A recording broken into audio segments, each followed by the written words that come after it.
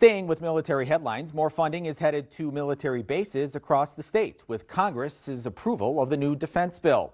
In the bill, Congress authorizes $4.2 billion to further support the upgrade to the Sentinel program on Minot Air Force Base. The Sentinel ICBM will replace the aging Minuteman III missiles in Minot, as well as at bases in Montana and Wyoming. The bill also adds more funds to replace the Huey helicopter with the Gray Wolf. Senators John Hoeven and Kevin Kramer say this bill also includes a pay raise for service members of just under 4%.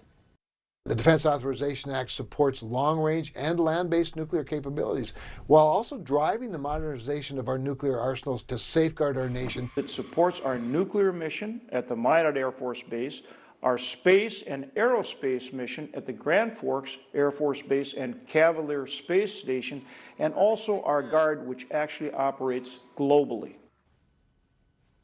The bill also mandates a minimum ICBM count of 400, reinforcing the nation's capability to protect the homeland. Also, $22 million will go to radar modernization to improve detection of missile threats at the radar system at Cavalier Space Force Station. That bill now heads to President Trump's desk for his signature.